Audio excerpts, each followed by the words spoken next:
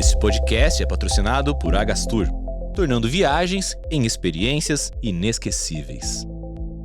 Oi, amigos e amigas, o programa Dimensões hoje tem um convidado muito especial, um querido amigo, ele é marido também de uma grande amiga, vocês já vão saber quem é. Olha a dica. Ele já fez mais de 20 novelas. Ele fez cinema, aqui tem mais ou menos uns 4 filmes, deve ser mais, né? Só de teatro, 9 peças. Prêmios, então, mais de 4. E o último, o prêmio de melhor ator coadjuvante em peça, Prêmio Bibi Ferreira. Meu amigo Fernando Pavão, tudo bem? Tudo ótimo, Rosana, que prazer. Muito obrigado pelo convite, muito feliz de estar aqui. Eu também, e parabéns por todo o seu trabalho, a gente que acompanha, sabe a sua dedicação. Agora, o pessoal lá de casa que está nos ouvindo ou vendo, como é que o bichinho do ator entrou na sua vida? Você era muito jovem?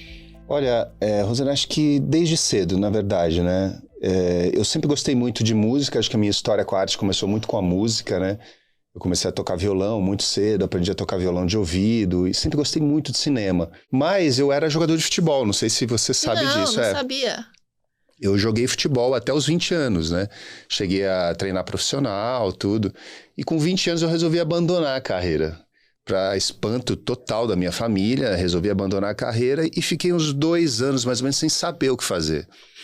Quando comecei a conhecer pessoas mais ligadas à arte, comecei a frequentar muito teatro e tal, eu falei, nossa, é isso que eu quero fazer. E aí fui fazer o curso dos Menestréis, que era dirigido pelo Oswaldo Montenegro, aqui em São Paulo. E aí comecei. Eu vi que você fez Célia Helena também. Fiz Célia Helena, me formei no Célia Helena. Isso foi um passo depois, porque a gente fazia lá no Oswaldo, nos Menestréis, era uma linguagem, tinha muita música, circo, teatro, e eu comecei a gostar mais do teatro e sentir mais falta da palavra. Eu gostava muito da palavra, do texto. E aí fui estudar teatro, aí fui pro Célia Helena. E do teatro para a TV, qual foi o passo? Do teatro para a TV, depois de formado, foram 3 anos. Eu fiz muito teatro depois de formado, até que em 98 eu fui fazer Malhação. Não, na verdade eu fiz uma novela Bandeirantes antes, em 98, e logo em seguida eu fui para Malhação. As pessoas que sempre perguntam, como é que a pessoa consegue chegar a ser convidado? É teste? Mesmo convidado você tem que fazer teste? Sim, em geral sim. Até o ator consagrado faz teste para aquele personagem, não é assim? É uma coisa engraçada porque as pessoas não acreditam. Em Hollywood se faz teste. Poucos nomes em Hollywood não fazem teste. Mesmo quando um diretor quer muito você tem que ser testado para ver a adequação àquele papel que você vai fazer. Muitas vezes não é a capacidade do ator que determina isso, mas é a adequação dele física, ou como ele encara o personagem, como ele vai fazer o teste. Isso dá indícios para o diretor de que aquele nome que ele precisa, né? Então é uma coisa muito comum e muito normal, assim, a gente fazer teste. Aliás, o que o ator mais faz é teste. Eu tenho algumas vivências que eu acompanhei algumas obras do Jaime Monjardim que ele dirigiu, Terra Nostra, na época, inclusive, eu era muito amiga do Tiago Lacerda. Sim. Mas o autor também participa dessa escolha, né? O autor, não só o diretor. Sim, é uma escolha em conjunto. Normalmente são esses 3, autor, diretor e a emissora, né? A direção da emissora. Eles têm que entrar num consenso para que o nome seja escolhido, principalmente nos papéis principais, os protagonistas de novela, né? É um consenso entre esses 3. E existe assim, um treinamento para a pessoa encaixar naquele... Por exemplo, eu vejo obras aqui que você fez na Record, maravilhosas, né? E como nós estamos falando de espiritualidade, né? Vamos ver aqui da obra de Jesus, ou Sansão. Eles te dão a oportunidade do estudo, da vivência, existe um treinamento, como é que funciona? Existe uma preparação, né? Eu acho que principalmente esses trabalhos bíblicos... que remetem a uma época que muito diferente da nossa, né? Era realmente, tudo era absolutamente diferente e a gente não tem esse conhecimento porque a gente não viveu essa época. Mas a gente tem estudos, a gente se prepara para fazer o personagem. A preparação para Sansão, inclusive, foi bastante interessante porque foi o primeiro grande personagem que eu fiz, assim, na Record. E, obviamente, existia, né? Quando eles me convidaram para fazer, existia aquela coisa, né? Poxa, aquele risco, será que o ator vai dar conta? Será que o ator vai dar conta? A gente se preparou muito bem e eu acredito que foi talvez um dos meus melhores trabalhos, assim, por conta também da preparação que a gente teve. A gente teve workshops a gente fazia muito. Foi quase um mês antes de começar a gravar que a gente fazia. E o do Jesus? Jesus também. Jesus foi muito interessante porque a gente foi gravar no Marrocos, né? E é uma outra ambientação, é muito diferente você estar num lugar que te remeta sensorialmente aquelas sensações e aquela época. Uma coisa é você gravar na frieza de um estúdio, às vezes, por mais que você tenha toda a cenografia a seu favor, mas você tá com luz em cima, você tá, né, num mundo ainda moderno. Lá não, lá a gente gravava nas mesmas condições, era sol de 50 graus, era um calor absurdo, um terreno todo montanhoso, as roupas, tudo pesa e tudo ajuda o ator nessa hora, né? Então foi uma experiência também muito bacana. Petronius foi um personagem que eu amei fazer, assim. Quando você faz esses personagens, especificamente de época, o ser humano, né? Você, o seu espírito, você chega a ter sonhos diferentes, sensações diferentes? Ou às vezes teve alguma cena que falou, puxa, isso aqui me é familiar? Teve alguma memória de alma? Sim. Quando você dá uns mergulhos assim mais profundos dentro de você, eu acho que o teatro e as artes em geral, eles permitem isso pro ator. Você acessa coisas que não estão ali tão na superfície, né? E sim, a gente acaba tendo flashes, mas até então eu nunca tinha sentido isso. Por que né? É uma vozinha, sabe uma vozinha que fala dentro de você? Assim, e meio que guia. E isso, de uma certa maneira, eu sempre tive na minha vida, assim. Eu sempre tive uma vozinha que me guiou, sabe? E eu lembro de uma sensação que eu tinha desde muito novo, que era assim, preste atenção aos sinais. Era como se essa frase tivesse gravada mesmo no meu subconsciente. Preste atenção nos sinais. Tá tudo aqui. São sinais. A gente tem que perceber, a gente tem que vibrar nessa frequência. E eu sou muito atento aos sinais, sabe? As coisas que, no meu dia a dia, às vezes acontece uma coisa, eu falo, peraí, isso tá estranho, deixa eu ver isso daqui, o que é? Por que tá acontecendo isso? E, em geral, faz muito sentido, sabe? Quer dizer que a sua intuição, você dá espaço para ela, sempre. Total. Eu escuto muito a minha intuição. E como é que você exercita a sua fé? Você nasceu de alguma religião? Você foi induzido? Você é ecumênico, aceita todas? Procuro desenvolver a minha espiritualidade, que eu acho que é o mais importante. Eu cresci numa família católica, mas hoje eu sou espírita. Eu frequento, pratico, vou ao centro semanalmente.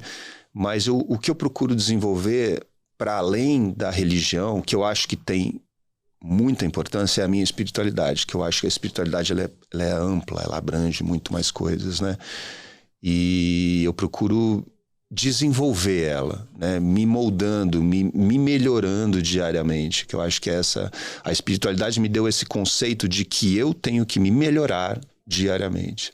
E você traz os seus conceitos de espiritualidade na prática da vida, porque, por exemplo, eu trago na ação da solidariedade, na ética profissional, em ajuda ao próximo, e sempre procuro trazer para as pessoas a consciência que a gente é um ser espiritual numa vivência humana. Sim. Você, de alguma forma, você deixa isso passar ou você é mais tímido para poder passar o seu conhecimento? Eu gosto de respeitar as pessoas, porque nem todo mundo está aberto, né, Rosane? E a gente tem que entender que o grau de evolução de cada um. Às vezes você quer dizer alguma coisa para uma pessoa, quer falar sobre determinado assunto, se aprofundar um pouco mais, mas a gente sabe que a pessoa às vezes não vai entender o que a gente vai falar, então eu procuro respeitar. Mas quando a conversa vai por esse caminho, eu adoro. Você adora? Eu adoro me aprofundar adoro ouvir as experiências das pessoas também, que eu acho que através disso a gente aprende muito também. Eu acho que o que facilita um pouco o processo de evolução é a gente aprender através das experiências dos outros também, poder entender como isso se aplica na nossa vida, né? Ou senão a gente vai ter que aprender pelo lado duro, né, da vida, através da experiência, e às vezes uma experiência sofrida, né? Quando você consegue, então, enxergar um aprendizado num erro de uma outra pessoa, que você julga ser um erro de uma outra pessoa, escolheu um caminho errado, fez uma coisa errada, eu acho que é um atalho que você pega, sabe? É uma oportunidade, né? É. Você chegou a passar algum momento da sua vida perto ou quase, de uma tristeza profunda, uma depressão, ou um momento de dúvidas? Muitas. Inclusive recentemente, assim. Primeira vez que eu senti isso foi quando eu saí da Globo, em 2003, que eu passei 3 anos da minha vida procurando o que fazer sem a menor noção de para onde eu estava indo. Eu não via muito sentido nas coisas, eu não conseguia mais enxergar o prazer do meu trabalho, que é uma coisa que sempre me deu prazer. Eu não conseguia achar o meu caminho. Foram 3 anos absolutamente perdido. Aí conheci a Maria, minha esposa, começou a me levar num centro que ela frequentava, que é onde nós frequentamos até hoje. E aí na primeira palestra que eu sentei para ouvir com ela, eu fiquei impressionado, porque parecia que a pessoa estava falando tudo aquilo para mim numa sala com mais de 50 pessoas. Eu falei, não é possível, ela está falando isso para mim. Ela está resumindo o que é a minha vida nesse momento. E toda semana que eu ia era a mesma coisa. E aí essa coisa da intuição começou a ficar cada vez mais forte, porque eu falo, não é possível, isso tem que ter uma razão, não pode ser ao acaso que eu estou aqui escutando isso que essa pessoa está falando para mim. E aí eu comecei a prestar muita atenção nisso e comecei a achar o meu caminho. É como se minha vida voltasse, não é de uma hora para outra, não é imediatamente, mas as coisas começaram a fazer sentido. Peraí, isso acontece por causa disso, isso acontece por causa disso, e o meu caminho está ali. E foi quando eu realmente consegui me desenvolver mais profissionalmente, consegui achar o meu caminho e me desenvolver. Comecei a pegar bons trabalhos, fazer cada vez melhores trabalhos e profissionalmente me estabelecer cada vez mais, né? E agora, recentemente, também, depois que eu saí da Record, eu comecei a sentir a mesma coisa. Porque foram quantos anos de Record? 16 anos de Record. Então você se acostuma com uma maneira de ser, os intervalos entre um trabalho e outro, né? A questão financeira, a segurança financeira que se tem quando se é contratado, né? Mas eu vi que eu estava começando a perder a fome, sabe? Perder a fome de trabalhar, eu estava me acomodando um pouco. E pensando hoje, acho que foi exatamente por isso que as coisas acabaram, porque eu tinha que recuperar minha fome.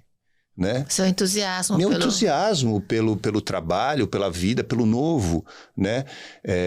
Esses ciclos da vida a gente tem que respeitar, né? Você conquista o máximo que você pode conquistar dentro daquele espaço e dali você tem que seguir para crescer, senão você não cresce. Né? Então nós podemos dizer para os nossos ouvintes e nossos telespectadores que indiscutivelmente a espiritualidade e a fé sempre estão te fortalecendo para novos ciclos. Absolutamente sempre. Sempre. Se não fosse elas, eu acho que eu não teria esse entendimento. Se não fosse a espiritualidade e a noção de que eu tenho que aprender com as coisas, eu tenho que melhorar com as coisas, se não fosse esse senso, eu acho que eu não cresceria. A gente não cresce sem isso, né? A gente fica estagnado. E eu sou uma pessoa que tenho fome, eu quero as coisas, eu gosto de fazer, eu gosto de fazer cada vez melhor o que eu faço, não gosto de repetir personagem. Tem uma coisa, eu sempre briguei muito, né, da Record para eles não me darem só esse tipo de personagem, que eu sou ator, eu posso fazer qualquer coisa, Você não pode ser o bonzinho, pode ser o maldoso, pode ser o duvidoso, o líder. E isso tudo que é bacana, isso tudo que vai dando para mim, como ator, ferramentas, né? Caminhos dentro de mim para onde eu posso ir, para que eu possa levar um bom trabalho, né? Porque senão, engraçado que o público reclama. Lá vem ele fazendo aquele mesmo personagem que ele já fez, sabe? O público não gosta de ver. E o ator muito menos. A gente quer fazer coisas diferentes, né? No dia a dia, você exercita, então, indo no centro espírita, sim, né? Sim. E é muito interessante o que ele falou, gente, que trabalhando na Record, né? Que é especificamente evangélico, né? Uhum. Eles não impedem o autor de ter a sua livre escolha de espaço religioso. Absolutamente. Não tive nunca nenhum tipo de interferência nesse sentido. Eles sempre foram muito respeitosos com a minha posição. Claro que eu sou, assim, é o que eu te falei, eu não fico falando para todo mundo. Eu sou uma pessoa mais discreta, não acho que tem coisas que a gente fala para poucas pessoas, né? Mas eles sabiam, sim, da minha posição e nunca tive nenhum tipo de interferência lá dentro. Fernando, sobre vidas passadas, você acredita em reencarnação? Sim, é a base do espiritismo, né? Acredito. Você chegou a ter alguma projeção astral que você se viu em algum lugar, em alguma época da sua vida que não é atual? Eu nunca me vi em outra em outra vida, mas eu já tive projeções astrais, mas nunca é como se eu visse meu corpo de cima, assim, ficasse dentro do meu quarto e me visse deitado dormindo. Mas nunca regredi, nunca fiz essa regressão. E essa projeção astral sua é espontânea? Espontânea. Temos aí alguns conhecidos que têm a projeção astral espontânea. Eu tinha desde criança e eu achava que todo mundo saía do corpo. Depois que eu fui conversando com umas pessoas, eu falei, não. Nós temos um parceiro aqui que chama Wagner Borges, que está sempre nos meus programas, e ele é o maior professor de projeção astral, então ele me explicou muito. Aí eu comecei a compreender por que eu estava saindo do corpo, aonde eu ia. Às vezes eu ia em lugares de desastres aéreos e coisas desse tipo, ele explicava o porquê. Muito interessante. E essa parte do perdão, né? Que hoje em dia a gente fala muito nessa história do perdão. Sim. Ele é atuante em sua vida? Ele tem que ser, né? Por mais difícil que seja e muitas vezes, em muitos momentos não é fácil isso. E isso, o centro, por exemplo, me ajuda muito nesse entendimento que o perdão faz parte da evolução. Se você não tem o perdão dentro de você, não adianta, você não vai evoluir.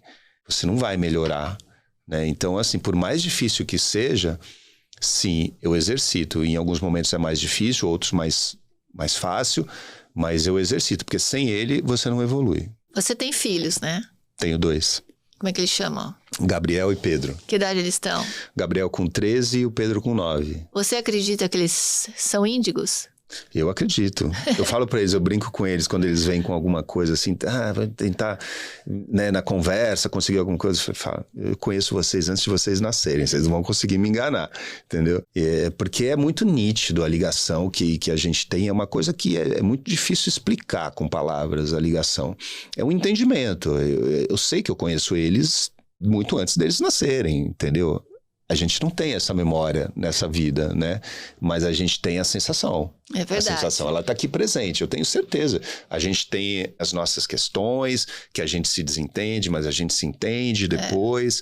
E isso tudo faz parte do nosso processo de evolução. E eu falo isso para eles, inclusive. Quando às vezes a gente tem alguns entendimentos, assim, eu falo, olha, tudo isso que está acontecendo aqui é para a gente resolver. Se a gente não resolve, a gente não evolui. É que nem no videogame, a gente não vai pular de fase. Tem que pular de fase. E aos poucos eu consigo colocar também na cabeça deles esse entendimento, que para eles ainda é abstrato. Por mais que eles saibam, e a gente conversa sobre isso, eu vou no centro, eu converso sobre os conceitos do espiritismo, para eles é algo muito abstrato ainda. Eles não entendem muito bem. Mas o entendimento começa pela sensação. Sabe, eles começam a pensar sobre isso. Então, eu falo uma coisa, 2 dias depois eles vêm assim, mas aquilo que você falou aquele dia, então, ou seja, ficou na cabeça deles, eles estão refletindo sobre isso. É importante. Né? E eu procuro desenvolver isso neles, né? A busca pela espiritualidade, que é o autoconhecimento, você se entender, e como é que você vai aplicar isso para o mundo. E né? os valores, né? E os valores, claro. Porque eu acho que o que tem acontecido muito, e eu acho que jovens, adolescentes, que é o maior índice de suicídio no mundo, e no Brasil principalmente, são dos adolescentes. Sim. Porque existe uma distância do lar, que a gente chama, que são os pais, ou por algum motivo, eles se fecham no mundo da internet, Sim. não convivem, né, vamos dizer assim, com a intolerância. Porque existem os nãos no mundo de hoje. Uhum. E assim como você é um excelente pai, e a Maria também uma excelente mãe, isso dá âncora para eles, para os jovens. E você está de parabéns por isso, porque o mundo tende a piorar um pouco. Por mais que a gente tenha fé e esperança. É difícil. E essa geração, ela está sofrendo demais com para mim isso é um caso de uma epidemia que devia ser tratado como saúde pública, que é o uso de celular para criança, a liberação de redes sociais. Eu falei pro meu filho outro dia, pro mais velho, pro Gabriel, que é o único que tem celular, que eu tô pensando seriamente em trocar o smartphone dele e dar um telefone em que ele só possa usar telefone e SMS. Porque a gente conversa bastante e ele entende e começou a se perceber como é que ele fica quando ele passa no celular. Outro dia nós fizemos uma experiência. Vamos ficar uma semana sem celular? Ele falou, tá bom, vamos. Rosana, ele ficou uma outra pessoa. Diminuiu a ansiedade. A gente já fica muito próximo, mas ele quisia ficar o tempo todo comigo. Queria ficar com o irmão, que às vezes eles se pegam e tal, mas se amam. Ou seja, a gente conviveu muito mais por uma semana e ele percebeu isso. Então, às vezes, ele se autorregula agora. Ele fala assim, não, agora eu preciso ficar uns 2 dias sem celular. Então, ele deixa o celular no canto.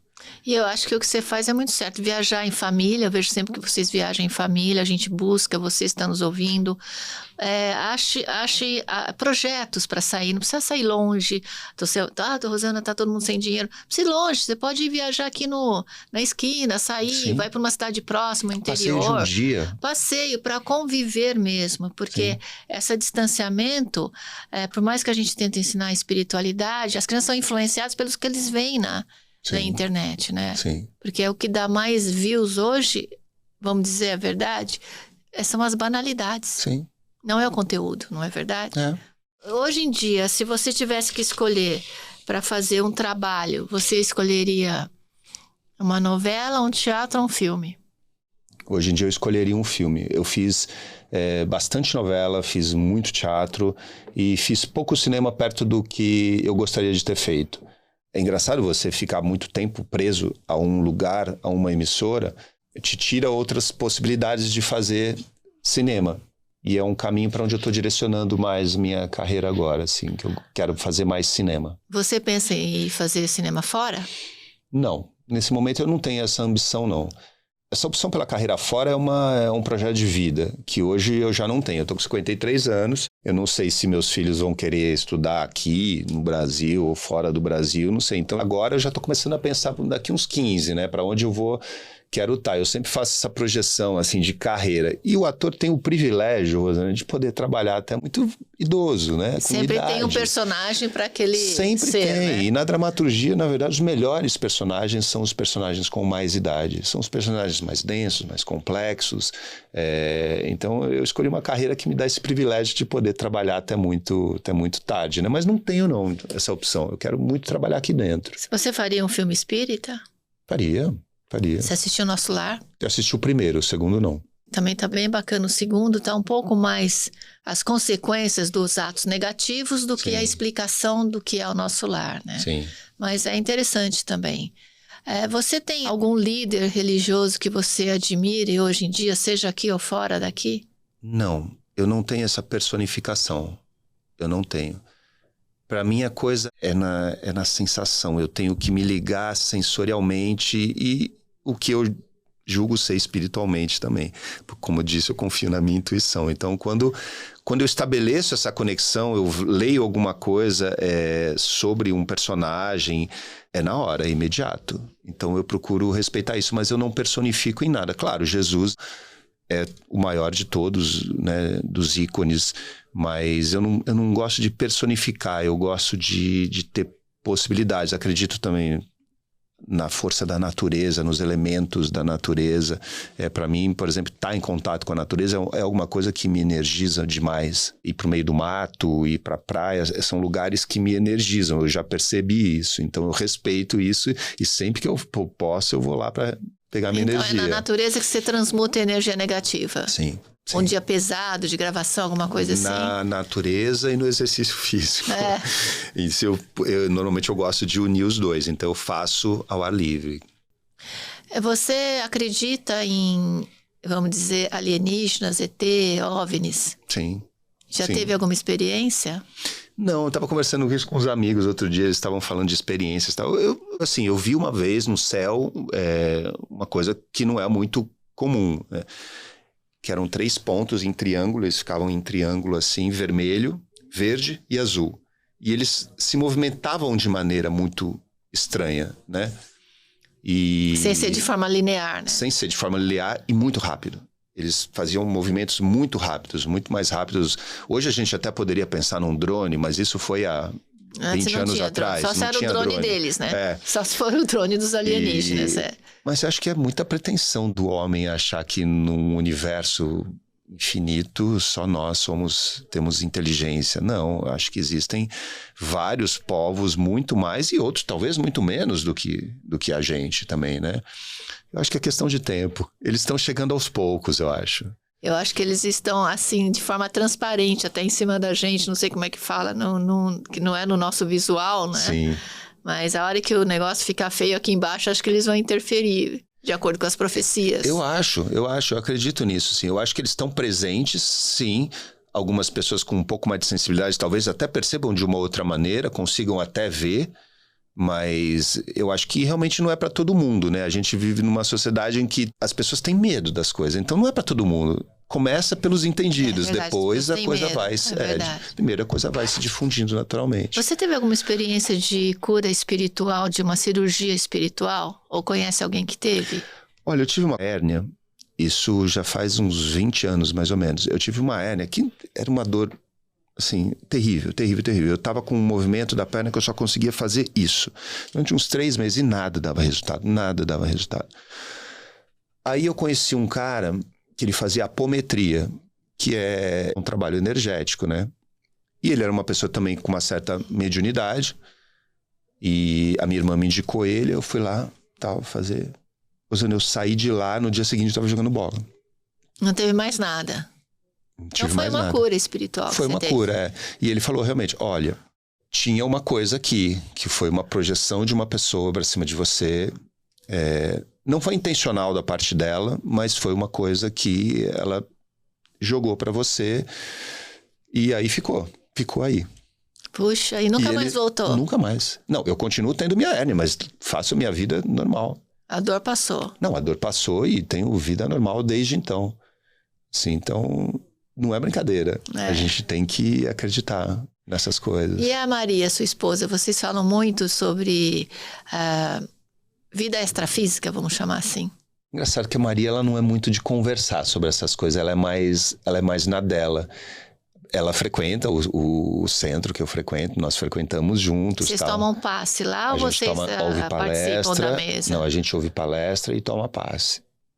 E apesar dela ir, ela está começando a reconhecer mais a necessidade dela e os momentos em que ela precisa ir. Porque às vezes, por causa da correria, tal, trabalho, às vezes a gente tem que interromper um tratamento que eles chamam lá, que é você vai por 8 semanas, você tem que ir semanalmente. Às vezes, por conta de viagem, trabalho, enfim, você tem que interromper. Então, para mim, eu tenho que ir toda semana. Para mim é fundamental eu ir. Quando chega na segunda-feira, eu vou normalmente às quartas-feiras. Quando chega na segunda-feira, eu já sinto a minha energia oscilando um pouco, sabe? E aí eu falo, não, agora eu preciso aguentar mais 2 dias. Então, eu rezo meu Pai Nosso, procuro me conectar com meus mentores, para levar da melhor maneira possível, sabe? E há 2 semanas eu fui e eu tinha que retornar no que é chamado de atendimento fraterno para que ela me indicasse a sala que eu ia fazer. E aí eu peguei uma senhora, Rosana, ela me atravessava com o olhar. Ela me olhava, ela ficava assim me olhando. Mas ela ia te curar ou você ia curar ela? Ela é uma pessoa com quem eu estava falando e ela ia me indicar o tratamento. Sim. Que eu ia fazer. E eu falava. Era uma conversa que deveria durar uns 5 minutos, né? Com um protocolo de 5 minutos. Durou meia hora. E aí a gente ficou conversando, a gente estabeleceu uma conexão ali do nada. E ela me atravessava. Eu sentia como se ela me atravessasse com o olhar. Eu não tô confiante que você tem que voltar para essa sala. Eu vou te mandar para um outro atendimento. Ela me mandou para um atendimento que o plano espiritual me indicou a sala. Aí cheguei lá, mensagem do plano espiritual. Parabéns, você acabou de começar a sua jornada. E aquilo me deu um clique, assim, que eu falei... Eu peguei tudo que eu vivi nesses últimos 2 anos e parece que ficou numa coisa assim e se abriu, se diluiu, assim. Pronto, agora as coisas estão fazendo sentido. Que eu não passei isso tudo à toa. Isso aqui não foi à toa. Eu tinha que passar por isso. E a importância de você ter um entendimento, e nisso o Espiritismo me ajuda muito. A ter o entendimento de não reclamar, de não julgar o porquê de eu estar passando por isso agora nesse momento, por uma dificuldade, às vezes uma dificuldade, poxa, eu queria tanto estar fazendo um trabalho que eu não estou fazendo, porque não era para eu fazer. É simples. Não era para eu fazer. E você, quando você tem esse entendimento legítimo, as coisas parecem que fluem de uma maneira mais fácil. Você não fica brigando, nem gastando uma energia com uma coisa que não vai te dar nada, te agregar nada. E perde até a oportunidade de uma outra ação que pode vir para você, porque você está gastando energia naquilo. Exatamente. Então, a aceitação que você encontra te traz aceitação na espiritualidade para você seguir em frente com seus planos. Sim, confiar. confiar no que alguma coisa... Eles estão trabalhando por mim, eu estou fazendo, claro, não adianta se eu não fizer a minha parte. Eu tenho que fazer a minha parte e confiar que está sendo feito. O que é meu e pronto. Então você acredita no destino? Eu acredito que a gente ajuda muito o destino. Eu acho que se a gente não faz a nossa parte, o destino não vai fazer a dele. Eu acho que é um trabalho em conjunto, sabe? E isso talvez fique um pouco confuso para as pessoas quando a gente fala, você acredita em destino? Eu acredito no destino, mas eu acredito que eu tenho que fazer a minha parte também. Porque se eu não fizer, o destino não vai me ajudar. Aquela coisa, quanto mais eu trabalho, mais sorte eu tenho, né? Eu tenho que fazer a minha parte. E o karma? Você acredita no karma, no dharma? Porque o dharma diz que é o bom. Karma é o que você tem que resgatar e diluir nessa encarnação. Você acredita nisso? Acredito. Isso também é um dos pilares do espiritismo, né? É isso, e muitas coisas que você atribui, eu não me lembro de ter feito algo parecido, e por que eu tô passando isso agora? Não, muitas coisas a gente fez nessa vida mesmo, né? O karma não existe só de outras, o karma existe de outras, mas existe também por coisas que a gente acaba fazendo nessa vida, que a gente tem que consertar aqui. Isso é evolução. É entender o que é a evolução. A evolução é você não repetir os mesmos erros, né? Você vai tirando do caminho contas que você precisa pagar. Você vai tirando para que o seu caminho seja mais fácil, né? Mas é um trabalho muito duro, é um trabalho difícil, não é um trabalho fácil a gente se modificar, né? E se modificar num mundo tão louco quanto é o que a gente vive hoje, né? Hoje em dia, até como é que chama aquele desenho o 2 aí do... Divertidamente 2, a estrela é a ansiedade. Até a Globo, tá todo mundo comentando sobre isso. A ansiedade já fez muito parte da sua trajetória como ator? Sim, muito, muito. A ansiedade, ela tá lá o tempo todo, ela te prende, a ansiedade ela te prende, ela te deixa presa num pensamento fixo, que é o que faz às vezes você não olhar para frente e não enxergar outras oportunidades. Agora, domar a ansiedade é uma coisa muito difícil. Exige muito entendimento, exige muita paciência, uma visão um pouquinho mais ampla de que as coisas não são na hora que a gente quer.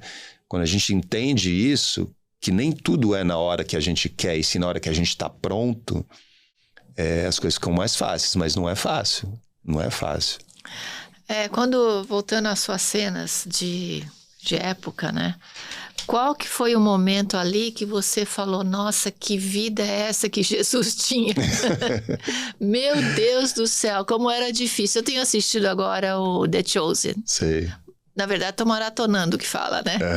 Porque eu acho que é um seriado baseado na realidade, mais do que da ilusão de que era tudo fácil, que ele não tinha dificuldades, que eles tinham muitas moradias, que eles tinham patrocínio do Zé de Arimateia, mas não era fácil. Tinha dia que faltava comida, que faltava higiene. Madalena tinha suas recaídas, né? Teve algum momento ali que você sentiu, falou assim, nossa, não foi fácil para ele. A gente gravou uma cena em Jesus, no Marrocos, que foi a cena da crucificação. E essa cena foi um pouco uma catarse coletiva de todo mundo que estava lá. Porque para nós ocidentais, essa imagem de Cristo na cruz é muito forte, tem um significado muito, muito forte. Então a gente estava no alto de um morro, um deserto de pedra, todo de pedra, parecia Marte, assim, as 3 cruzes e Jesus sendo crucificado e sendo flechado, né, por Longinus. E ali foi uma catarse, assim, para todo mundo que estava fazendo, não só para os atores que estavam ali, a equipe toda, todo mundo se emocionou demais, porque ali foi a representação de todo o sofrimento dele, né, de tudo que ele sofreu. E essa foi uma cena que eu me lembro e falar, não foi à toa que ele passou por tudo isso. Tem que ter um significado, né? Aí cada um busca o seu significado. A gente busca dentro de si, de toda a nossa história, de todo o nosso repertório. A gente busca para melhorar, para falar, não é possível que tudo isso tenha sido em vão. Alguma coisa a gente tem que aprender com isso. Ou não é possível que isso realmente aconteceu e as pessoas chegavam a ser tão cruéis nesse ponto, por uma questão de poder político ou religioso, crucificar uma pessoa que só fazia o bem, né? Sim. Mas ele também se entregou para poder ser salvar imortal. Todo mundo, sim. Ser imortal e ver os valores, né? Sim. Eu acredito que Jesus veio de uma outra dimensão. Ele veio de uma dimensão iluminada e que se fez carne, né? Se entrou no corpo humano para poder mostrar até todos os dons que o ser humano podia ter. Sim. Dom da cura, que muitos fazem hoje, da telepatia, né? Sim. E assim por diante. Você já fez Paixão de Cristo? Fiz uma Paixão de Cristo, mas fiz como Pôncio Pilatos, nunca fiz como Jesus. Você faria como Jesus? Faria. Esses personagens são sempre muito desafiadores, né? Eu acho. E eu fiz uma que foi muito legal, que foi no interior do Piauí. E você vê como as pessoas se envolvem com tanta força. Uma comunidade toda, uma cidade pequena se envolve e acredita e faz como se estivesse ali na hora mesmo, acontecendo com eles.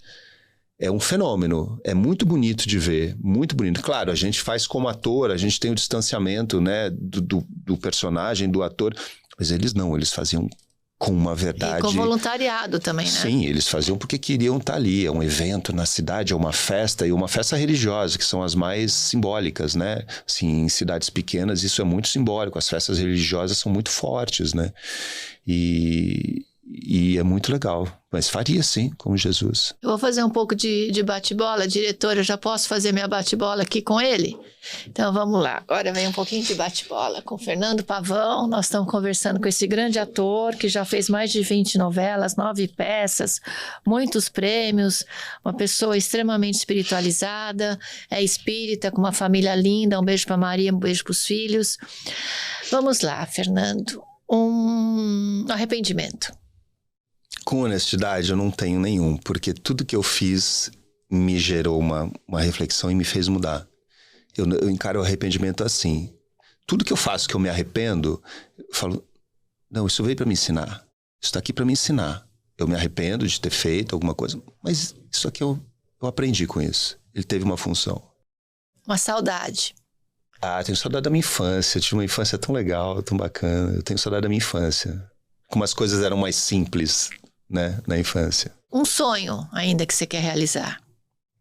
Quero ver meus netos, né?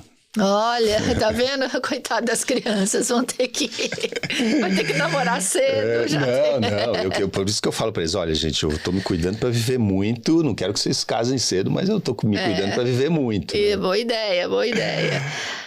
Vamos supor que você tem sua autobiografia, você vai escrever sua autobiografia.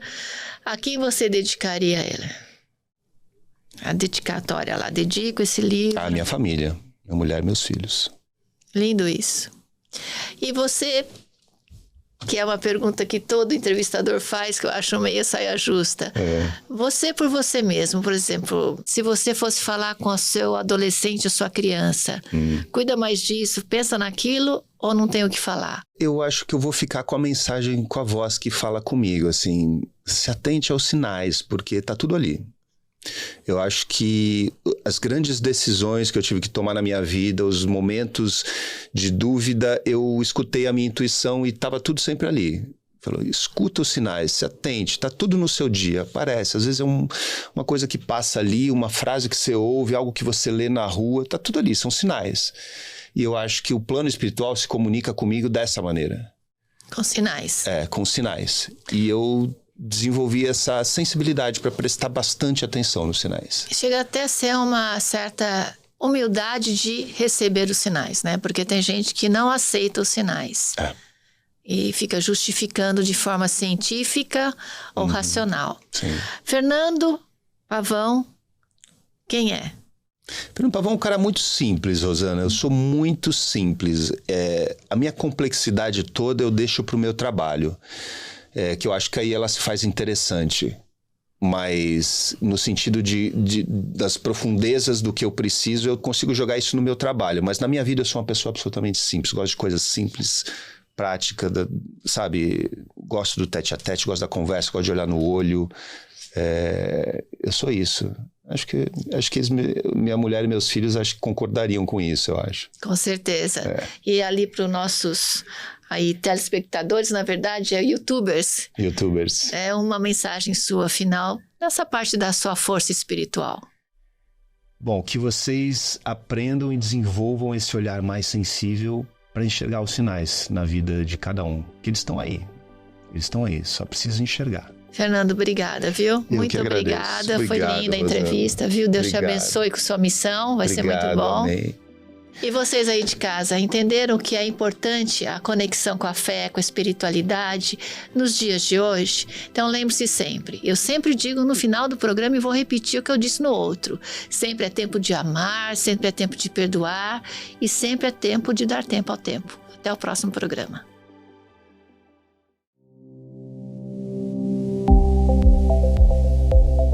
Esse podcast é patrocinado por Agastur, tornando viagens em experiências inesquecíveis.